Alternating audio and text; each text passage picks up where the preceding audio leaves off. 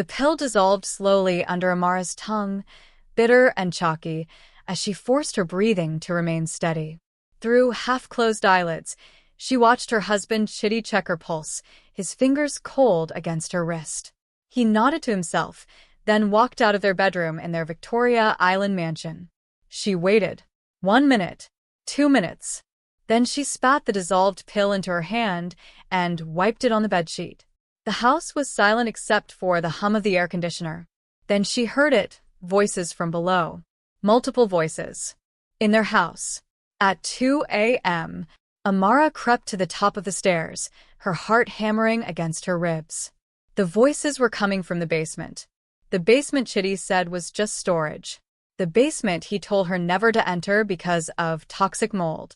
She descended the stairs, each step carefully placed to avoid any sound. The basement door was slightly ajar, and light spilled through the crack.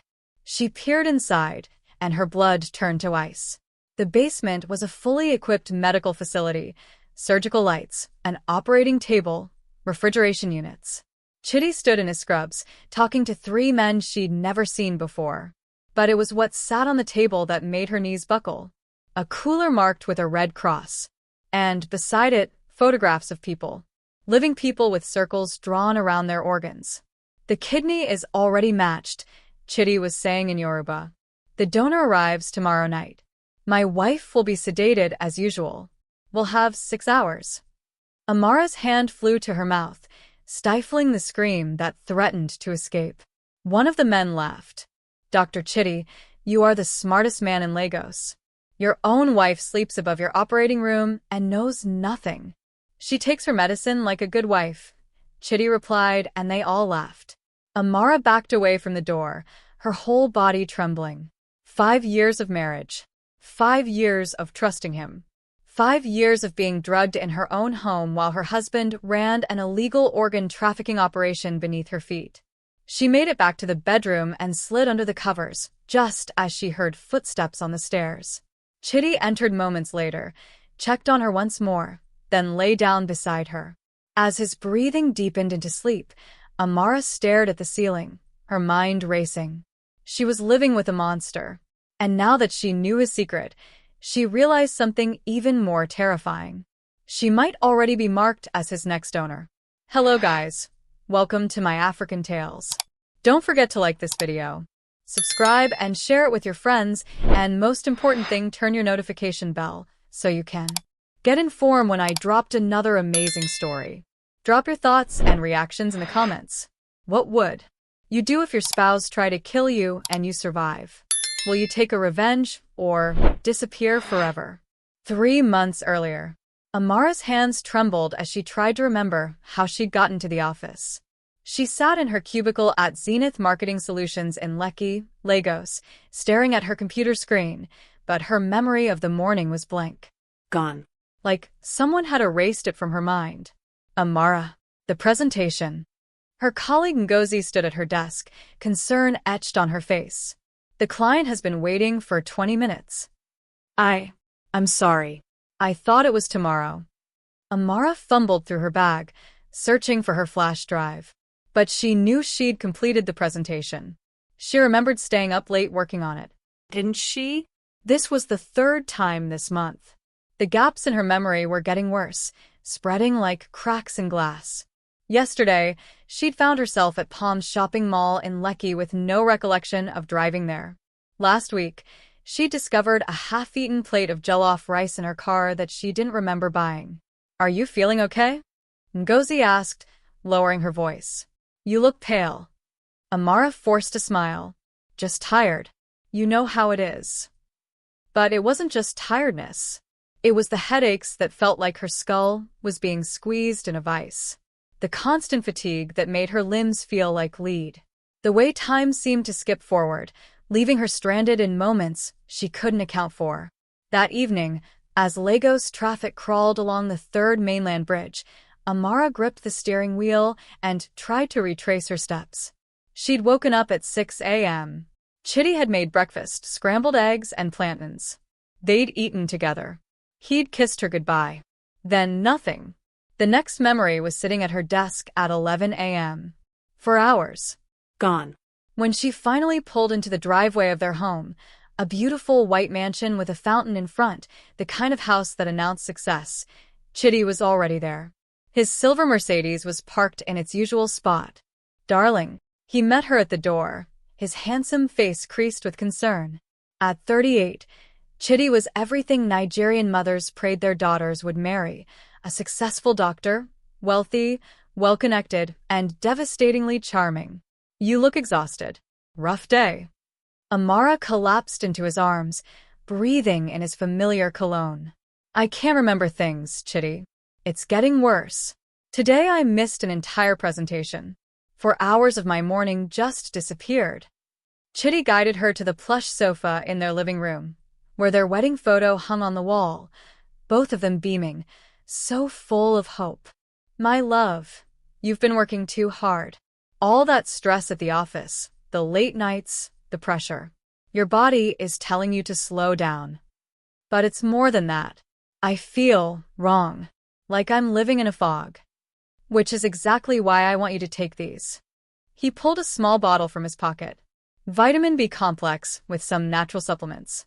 They'll help with your energy and mental clarity. I've prescribed them for many of my patients with similar symptoms. Amara looked at the pills, small, white, innocuous. Chitty was a respected physician at Lagoon Hospital. If anyone knew what she needed, it was him. Trust me, he said softly, placing 2 pills at her palm and handing her a glass of water. Take these every night before bed. Within a week, you'll feel like yourself again. She swallowed them without hesitation. Why wouldn't she? He was her husband, her protector, the man who'd courted her with patience and romance, who'd built this life with her, who looked at her like she was the most precious thing in his world. There's my good wife, Chitty smiled, kissing her forehead. Now rest. I'll have Joy prepare dinner. As Amara closed her eyes on the sofa, she didn't notice the way Chitty watched her, didn't see him check his watch, timing something. She didn't hear him make a phone call in Yoruba from the next room, his voice low and cold. Yes, the shipment arrives Tuesday. Everything is prepared. My wife will be sedated as usual. There will be no problems. She didn't know that the basement beneath her feet, the one Chitty said had toxic mold, the one he'd explicitly forbidden her from entering, had been renovated 6 months ago into something else entirely. She didn't know that the pills she'd just swallowed weren't vitamins. And she definitely didn't know that in the neighborhood, 3 other wives had taken similar pills from their doctor husbands. 2 of them were now dead. The 3rd had simply vanished. That night, Amara slept deeper than she had in months. And while she slept, her husband went down to the basement, turned on the surgical lights, and prepared for the next day's operation. In her dreams, Amara heard screaming. But by morning, she wouldn't remember that either. Amara stood in front of her bathroom mirror, studying her reflection like it belonged to a stranger. 2 weeks had passed since she'd started taking Chitty's pills, and the memory gaps had only gotten worse. But there was something else now. Something that made her skin crawl. Bruises. Small ones mostly. On her inner arms where blood would be drawn. She'd noticed them 3 days ago, and asked Chitty about them. You've been bumping into things, darling, he'd said smoothly. Side effect of the exhaustion. Your spatial awareness is compromised. But Amara had been a dancer in university. She knew her body, knew how it moved through space. These bruises didn't feel like accidents. They felt like punctures. Her phone buzzed. A text from her younger sister, Kemi. Amara, I'm worried. You didn't show up to Mama's birthday last Saturday. You promised. This isn't like you. Amara's heart sank. Mama's birthday. She'd completely forgotten. No, that wasn't right. She'd remembered it that morning, had even wrapped the gift, a beautiful Ankara fabric from Balagan Market.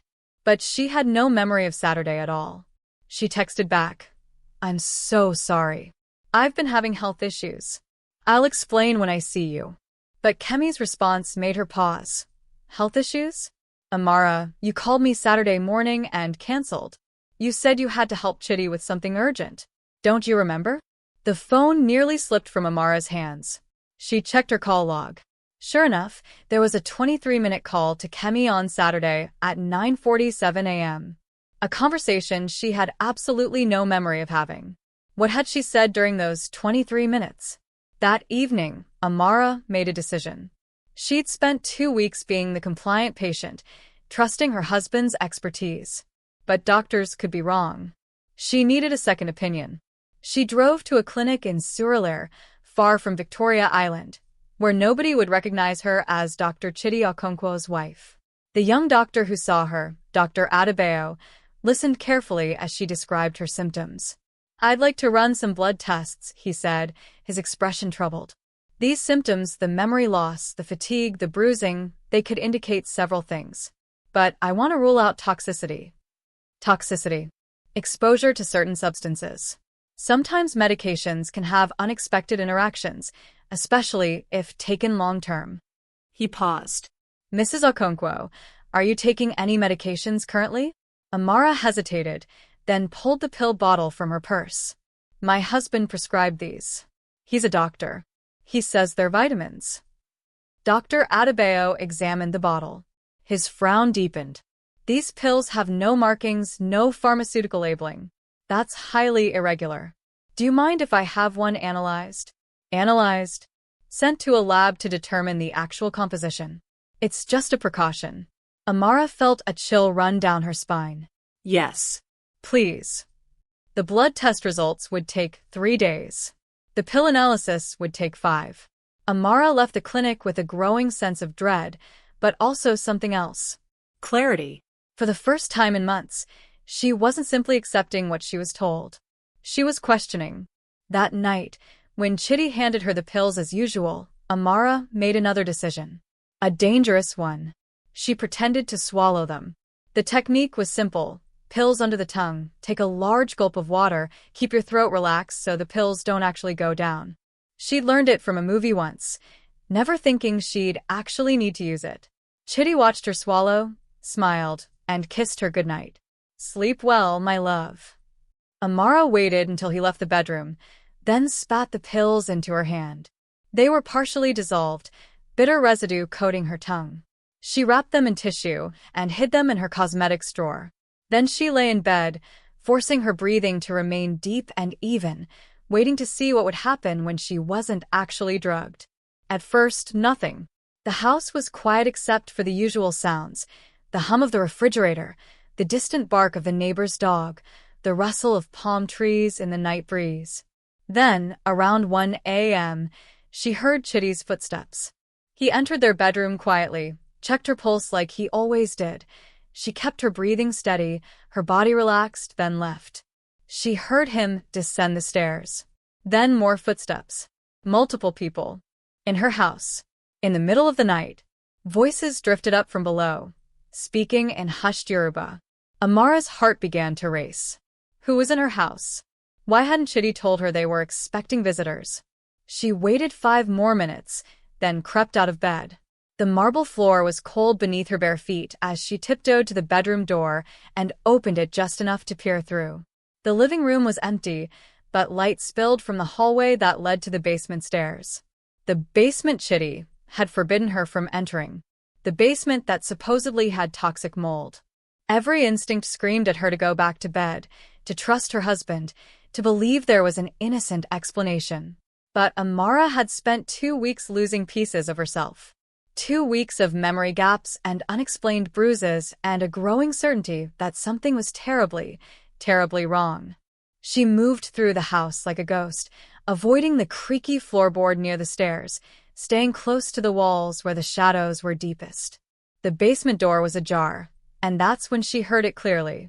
"Dr. Chidi, you are a genius. Operating right under your wife's nose." Laughter. Male voices she didn't recognize. "She suspects nothing," Chidi replied, his voice carrying a cold amusement that Amara had never heard before. "The sedatives keep her compliant. By the time she wakes up, we're finished and cleaned up.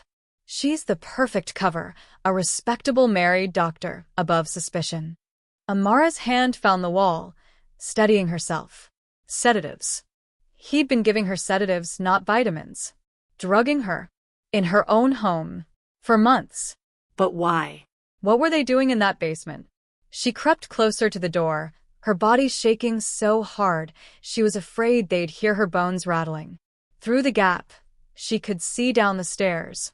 The basement had been transformed. Surgical lights, medical equipment. And there, on a stainless steel table, was a large cooler marked with a red cross. The kind of cooler used to transport organs. One of the men opened it, and even from her position, Amara could see the ice packs, the sealed containers, the clinical efficiency of it all. The kidney came from Port Harcourt, the man said. 22-year-old male, healthy, no complications. The buyer is already in Lagos, waiting. Excellent, Chitty said. And the liver? Tomorrow night. The donor is being held at the facility in Aja. We'll transport him here at midnight, do the extraction, and have him back before sunrise. Your wife will be sedated as usual. Of course. She takes her medicine like an obedient wife. They all laughed, and the sound of it turned Amara's blood to ice. Her husband wasn't just drugging her. He was running an illegal organ trafficking ring from their basement. While she slept upstairs, he was extracting organs from people who were probably coerced, probably desperate, probably doomed. And she had been the perfect cover. The unwitting wife who asked no questions, who slept through the screaming, who woke up each morning with no memory of the horrors that had occurred beneath her feet. How many operations had there been? How many people had suffered while she dreamed? Amara backed away from the door, her mind reeling. She made it back to the bedroom just as she heard footsteps on the stairs. She dove into bed, pulled the covers up, and closed her eyes. Chitty entered moments later. She felt him pause beside the bed, felt his gaze on her face. She kept her breathing even, deep, the perfect mimicry of drugged sleep. Finally, he lay down beside her. Within minutes, his breathing deepened, and he was asleep. The sleep of someone with no conscience, no guilt, no fear of consequences. Amara lay awake until dawn, staring at the ceiling, trapped beside a monster. Amara stood at her kitchen counter the next morning, chopping tomatoes for the stew she had no intention of cooking. Her hands moved mechanically, while her mind raced through impossible calculations. How do you escape a man who drugs you? How do you gather evidence against someone who has made you the perfect, unreliable witness? You're up early, Chitty said, entering the kitchen already dressed in his crisp white shirt and navy trousers. He looked like what he was supposed to be, a respectable doctor, a pillar of the community. Not the monster who trafficked human organs while his wife slept upstairs. Couldn't sleep, Amara said, forcing normalcy into her voice. I thought I'd get a head start on the day. Chitty frowned, studying her face with those keen eyes that now seemed predatory rather than caring. Are the vitamins not helping with your sleep? Perhaps I should adjust the dosage. Translation: perhaps I should drug you more heavily. No, Amara said quickly. I actually feel better. Much more alert. His frown deepened. That was the wrong thing to say. She saw the flicker of suspicion cross his face before he masked it with a smile. Well, that's good. But don't overdo it. You need your rest. He pulled the pill bottle from his pocket. He carried it everywhere now, she realized. Take your morning dose. Morning dose? But I thought. I've decided you need it twice daily now. Morning and night. Trust me, darling. I'm a doctor. Amara's heart hammered, but she took the pills he placed in her palm. 2 white pills that she now knew were sedatives. She lifted them to her mouth, took a drink of water, and performed the trick again. Pills under tongue, swallow water, keep smiling. But Chitty didn't leave. He stood there, watching her. Open your mouth, he said softly. Time stopped. Amara felt the pills dissolving under her tongue, the bitter taste spreading, knowing that if she opened her mouth, he would see them. And if he saw them, he would know. And if he knew, what? She tried to sound confused rather than terrified. I said, open your mouth. Some of my patients at the hospital have been pretending to take their medications. I'm just being thorough. Their eyes locked. In that moment, Amara saw something in Chitty's gaze that made her realize the full extent of her danger. He suspected. Maybe he didn't know for certain, but he suspected. She had two choices: refuse and confirm his suspicions, or open her mouth and be caught. Amara made a split-second decision. She grabbed her glass of water and took another large gulp, actually swallowing this time. The pills went down, bitter and chalky. She opened her mouth wide. See? All gone. Chitty, you're scaring me. Why would I pretend to take medicine you prescribed? The suspicion in his eyes didn't fully fade, but he nodded slowly. Of course. I'm sorry. Just being overly cautious. There's a virus going around, and I can't have you getting sick. He kissed her forehead, a gesture that had once felt loving but now felt like a brand, and left for work.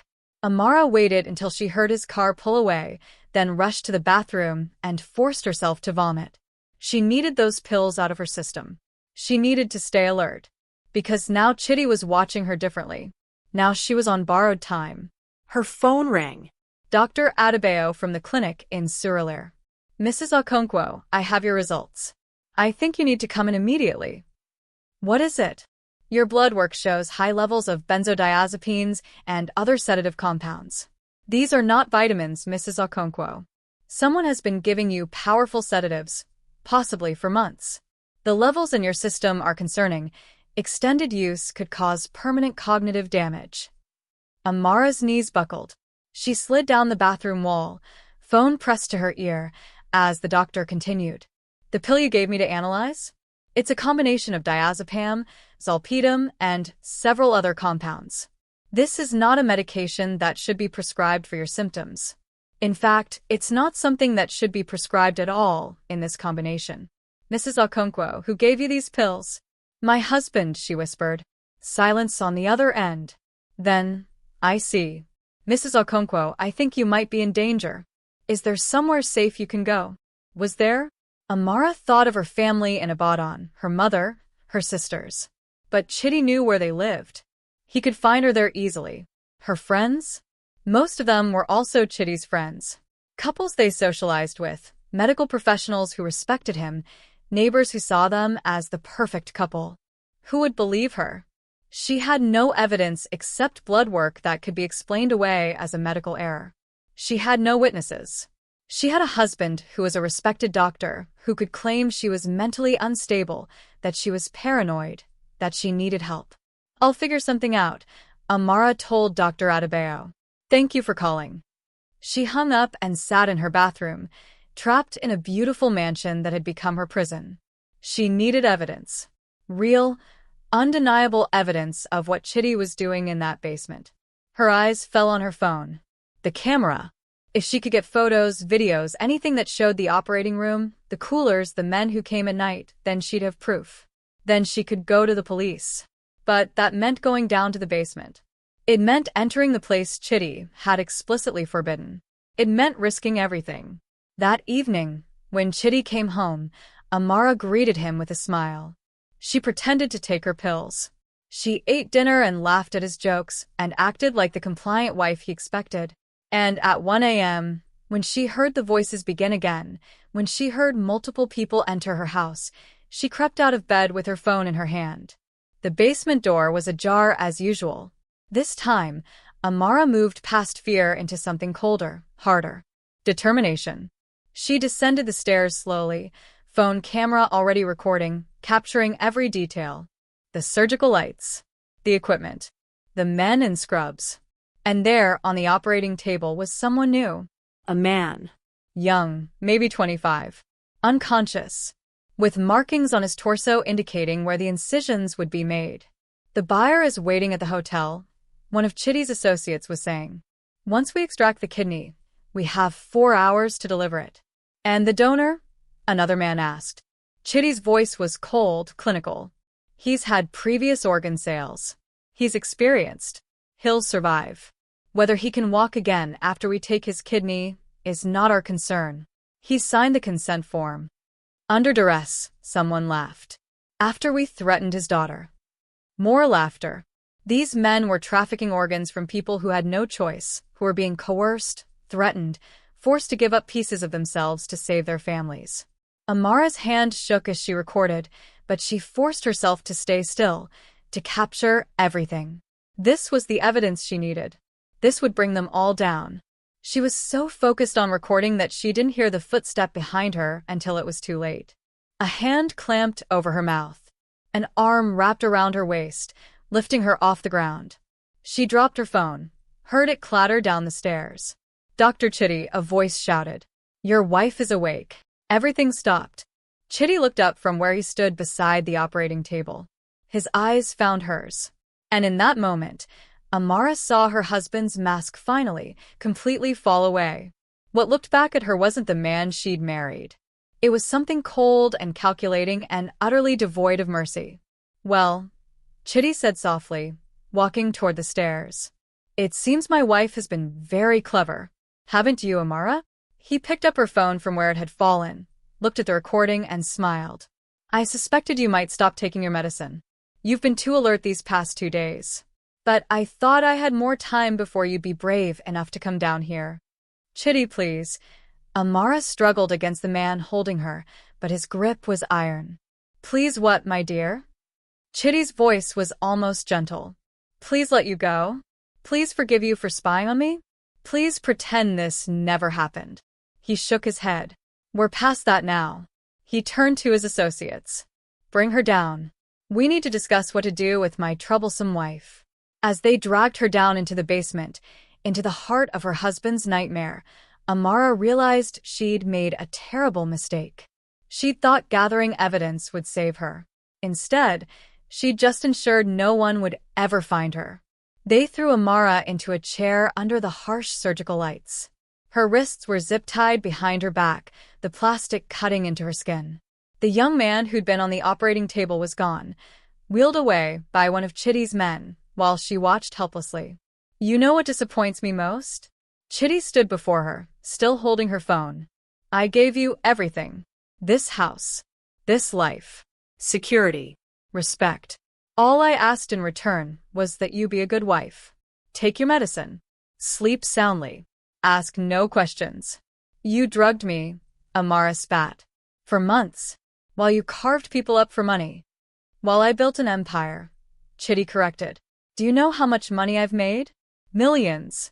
Enough to give you this lifestyle, these clothes, this perfect life you've enjoyed while judging me. I never asked for any of this. I never asked to be married to a monster." The slap came fast, snapping her head to the side. Her cheek burned, tears springing to her eyes. "Don't call me that," Chitty said quietly. "I'm a businessman. I connect people who need organs with people willing to sell them. Supply and demand. Simple economics. You threaten people. You coerce them. That man upstairs, you're threatening his daughter. His daughter needs money for school fees. I'm helping him provide for her. Everyone wins. Everyone except the donors who are mutilated and thrown back into poverty." Chitty's jaw tightened. "You've always been naive, Amara. You come from a comfortable family in Abaddon. You've never had to fight for survival. These people I work with, they understand. They know that sometimes you have to sacrifice to get ahead." "Is that what you're going to do to me? Sacrifice me?" The question hung in the air. Chitty's associates shifted uncomfortably.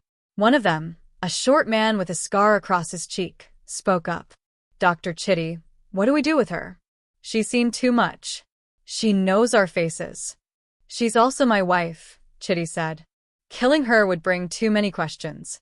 Her family, her workplace, people will ask where she went." "So, we make it look like an accident," another man suggested.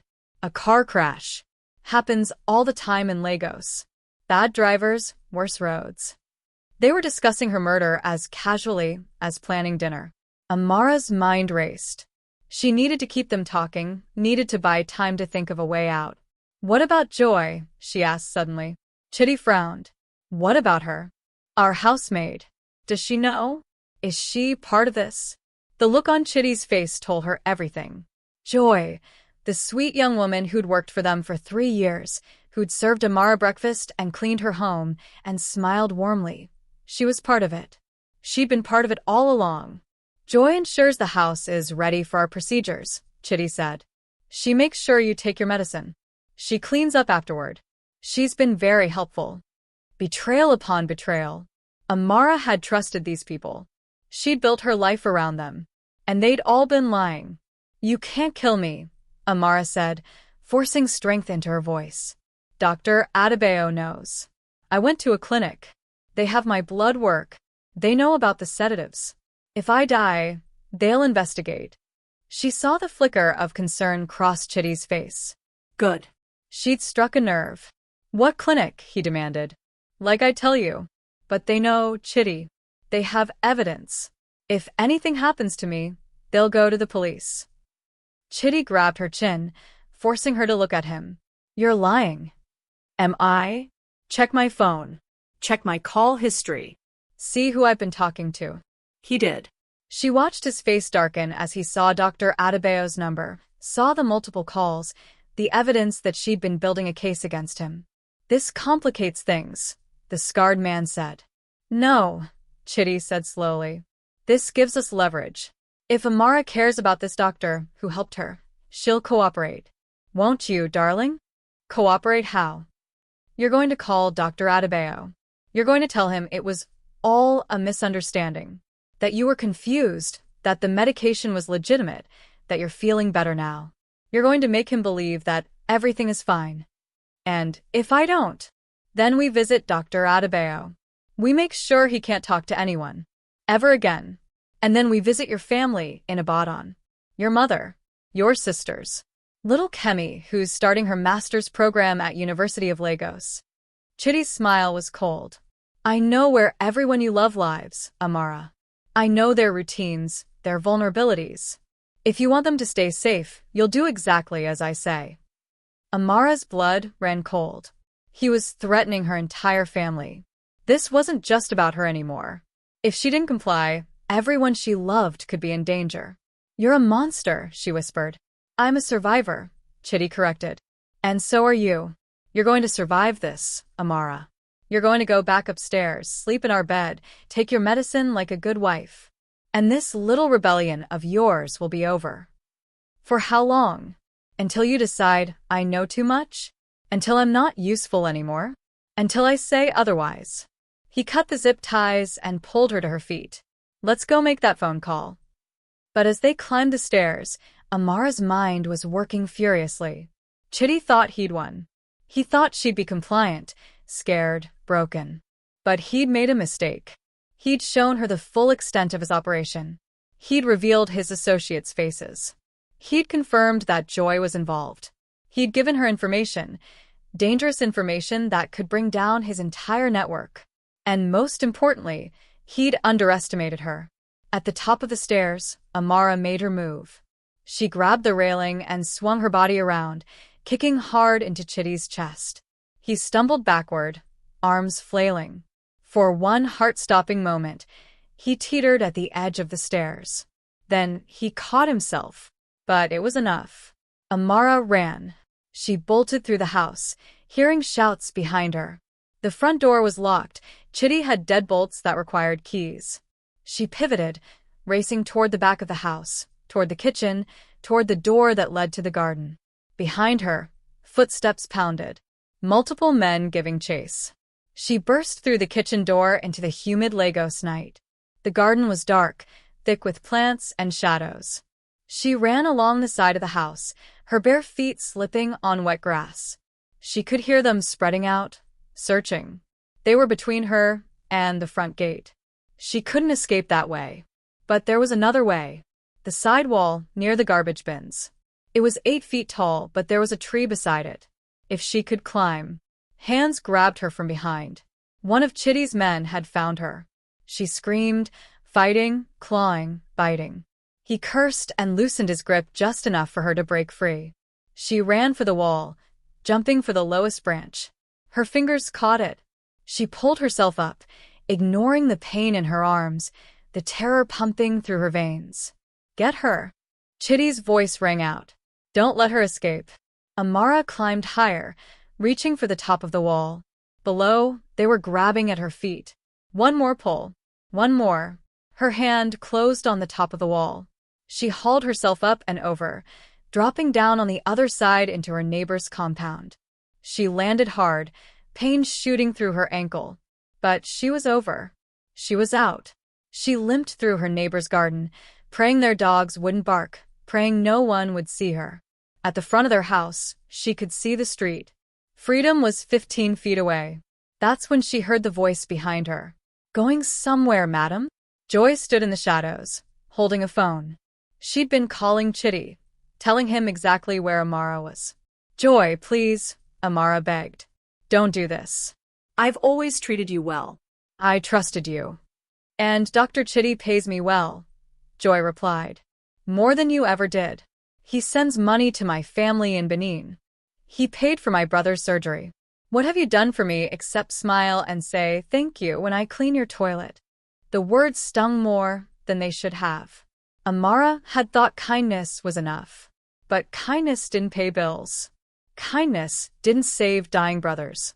Joy, he's a criminal. He's hurting people. He's helping people, Joy countered. People who need money. People like me. You wouldn't understand, madam. You've never been poor. Lights flashed behind them. Chitty's Mercedes pulled up to the neighbor's gate. He'd driven around the block. There was nowhere left to run. Amara looked at Joy one last time. When this all falls apart, and it will, remember that you had a choice. Then she did the only thing she could think of. She screamed, "Help! Somebody help me! Please!" She screamed until her throat was raw, until lights began turning on in houses up and down the street, until people started opening their doors and windows. Chitty jumped out of his car, his face a mask of concern. Amara. Darling, what's wrong? Everyone please my wife. She's not well. She has a mental condition. She stopped taking her medication. He's lying. Amara shouted to the gathering neighbors. He's been drugging me. He runs an organ trafficking ring from our basement. Please, someone call the police. The neighbors looked uncertain. They saw a desperate woman in her nightgown, barefoot and wild-eyed. And they saw Dr. Chitty Okonkwo, respected physician, pillar of the community, looking at his wife with such convincing sadness. I'm so sorry, Chitty said to them. She's been having episodes. Paranoid delusions. I've been trying to get her help, but she refuses treatment. Please let me take her home. No, Amara backed away. Check the basement. Go look. There's an operating room, medical equipment, coolers with organs. But no one moved. They believed Chitty. Of course they did. He was one of them, successful, educated, trustworthy. She was just a hysterical wife having a breakdown. Then a voice cut through the murmurs. I'll check. Mr. Okafor, their elderly neighbor, a retired police commissioner, stepped forward. If you have nothing to hide, Dr. Chitty, you won't mind if I verify your wife's claims. Chitty's smile didn't falter, but Amara saw the flash of panic in his eyes. Of course not, sir. But I assure you, there's nothing to see. Just storage and old furniture. Though I should warn you about the mold. I'm not afraid of mold, Mr. Okafor said firmly. He turned to another neighbor. Call the police. Now. Everything happened quickly after that. The police arrived within 20 minutes, fast for Lagos, but Mr. Okafor's name still carried weight. They entered the basement and found exactly what Amara had described. The operating room, the equipment, and most damning of all, the young man from earlier, still sedated, still marked for organ extraction. Chitty tried to run. He made it 3 houses down before they caught him. As dawn broke over Victoria Island, Amara sat wrapped in a blanket in Mr. Okafor's living room, watching through the window as police led Chitty and his associates away in handcuffs. Joy was crying, begging, saying she didn't know it was wrong. The lies came easily to her. You were very brave, Mr. Okafor's wife said, pressing a cup of tea into Amara's trembling hands. Very brave. But Amara didn't feel brave. She felt shattered. 5 years of her life had been a lie. 5 years married to a monster who'd used her as cover for his crimes. Mrs. Okonkwo? A police detective approached her, notepad in hand. I know this is difficult, but we need your statement. We need to know everything. And so Amara talked. She told them about the pills, the memory gaps, the bruises. She told them about Dr. Adebayo's blood work results. She told them about the recordings on her phone, which the police had recovered from the basement. As she spoke, more details emerged. The detective revealed that they'd been investigating organ trafficking in Lagos for months. 3 women had disappeared under suspicious circumstances, all of them wives of wealthy men. All of them last seen healthy before suddenly traveling abroad, according to their husbands.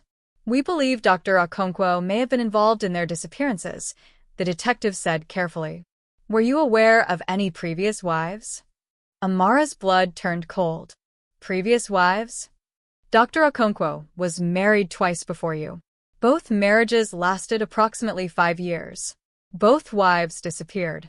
The families filed missing persons reports, but the cases went cold. 5 years. Amara had been married to Chidi for 5 years. The same amount of time as the others before they vanished. What happened to them? She whispered. We don't know yet, but we're going to find out. The investigation over the following weeks revealed the full scope of Chidi's operation. He'd been trafficking organs for 7 years, making millions. He'd targeted vulnerable people, the poor, the desperate, those with sick family members, and coerced them into donating organs through threats and intimidation. But the darkest discovery came from the forensic team searching the property. Behind the basement, buried under the garden where Amara had planted roses, they found remains. 2 bodies. 2 women, both identified as Chidi's previous wives. 6 months later, Amara sat in the Lagos High Court, watching as the judge read the verdict. The courtroom was packed. Journalists, activists, families of victims, and curious onlookers who'd followed the sensational case. Dr. Chidi Okonkwo, the judge intoned, you've been found guilty of murder, organ trafficking, kidnapping, assault, and conspiracy. The evidence presented by the prosecution, including testimony from your wife, Mrs. Amara Okonkwo, video recordings, and forensic evidence, leaves no doubt as to your guilt. Chidi sat in the defendant's box, no longer the confident doctor who'd once charmed Lagos society. He looked smaller now, diminished, his expensive suit unable to restore the illusion of respectability.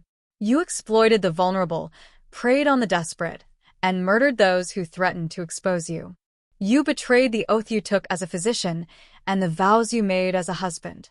This court sentences you to life imprisonment without the possibility of parole. The courtroom erupted. Families of victims wept with relief. Activists cheered. Journalists rushed to file their stories. Amara felt her sister Kemi squeeze her hand. It's over, Kemi whispered. It's finally over. But was it? Amara watched as they led Chidi away. At the last moment, he turned and looked directly at her. Even now, even facing life in prison, there was something calculating in his gaze. The detective had warned her about this. Men like Chidi don't act alone, he'd said. They have networks, connections, people who owe them favors. Even from prison, he might try to reach you. Amara had taken precautions. She'd sold the house in Victoria Island. She couldn't live there anymore, couldn't sleep in a place where bodies had been buried in her garden. She'd moved to a secure apartment in Ikoyi with cameras and a doorman. She'd changed her phone number and limited her social media. But fear still followed her like a shadow. After the sentencing, there was a press conference. Amara had debated whether to attend, but her lawyer convinced her it would help other victims come forward. She sat at a table flanked by her legal team, facing a forest of cameras and microphones. The questions came rapid fire. Mrs. Okonkwo, how do you feel about the verdict? Relieved. Grateful. But also heartbroken for the families of the victims who didn't survive. What would you say to other women who might be in similar situations? Amara took a deep breath. Trust your instincts. If something feels wrong, it probably is. Don't let anyone, not your husband, not your family, not society, convince you to ignore that feeling. And most importantly, you're not crazy. If someone is making you feel like you're losing your mind, consider that they might be causing it. Do you think you'll ever remarry? The question caught her off guard. She almost laughed. Right now, I'm focused on healing, on rebuilding my life, on learning to trust again, starting with trusting myself. What was the worst moment of your ordeal? Amara paused, memories flooding back. The fear, the betrayal, the night she'd discovered the truth. But she knew what her answer was. The worst moment wasn't when I found out what my husband was doing. It was all the months before, when I knew something was wrong but convinced myself I was being paranoid. I lost months of my life because I didn't trust myself. That's what I regret most. After the press conference, Amara's mother pulled her into a fierce embrace. I'm so proud of you, my daughter. So proud. I should have told you sooner, Mama. When things started feeling strange. Hush. You survived. That's what matters. But there was one more person Amara needed to see. Dr. Adebayo had saved her life by running those tests, by believing her when she said something was wrong. She found him outside the courthouse. Doctor, she said. Thank you. If you hadn't, you saved yourself, he interrupted gently. I just gave you information. You were the one brave enough to act on it. Will you keep testing? She asked. Keep looking for signs when patients come in with symptoms like mine? Always, he promised. Your case has changed how I practice medicine. I'll never again assume that someone's symptoms are just in their head. As the sun set over Lagos, painting the sky in shades of orange and purple, Amara stood on the steps of the courthouse. Behind her was justice, finally served. Ahead of her was an uncertain future. Her phone buzzed. A message from an unknown number. Her heart seized. Had Chitty found a way to contact her already? But when she opened it, the message was from someone else entirely. A woman she'd never met. My name is Obiageli. I was married to a doctor in Abuja. He gave me pills that made me forget things. I saw your case on the news. Thank you for being brave enough to speak. I'm going to the police tomorrow. You gave me courage. Tears blurred Amara's vision. Then another message came. And another. Women from across Nigeria, some married to doctors, some to businessmen, some to politicians, all with similar stories of being drugged, controlled, gaslit. Amara's case had opened a floodgate. She wasn't alone. She'd never been alone. Amara? Kemi called from the car. Are you ready to go home? Home. Amara thought about that word. The mansion in Victoria Island had been a house, but it had never been a home. It had been a beautiful prison. Now she had a modest apartment that was truly hers. No secrets, no hidden basements, no lies. Yes, Amara said, walking toward her sister. I'm ready. But before she got in the car, she made a decision. She opened her laptop and started typing. If her story could help one woman recognize the signs of abuse, could save one life, then everything she'd endured would have meaning. She titled the document, The Pills He Gave Me, A Survivor's Guide to Recognizing Coercive Control. 3 months later, Amara sat in a small community center in Surulere, facing a room full of women. Some were young, some old. Some wore expensive clothes, others simple Ankara. But they all had one thing in common. They'd all seen themselves in Amara's story. My name is Amara, she began, and I was drugged by my husband for 5 years. The women leaned forward, ready to listen, ready to learn, ready to recognize the signs they might have been missing in their own lives. As Amara spoke, she realized something profound. Chitty had tried to erase her, to drug her into submission, to make her disappear like the wives before her. But he'd failed. She was still here. She was still speaking. She was still fighting. And now she was helping others fight too. Outside the community center, Lagos continued its chaotic dance, traffic, noise, hustle, life.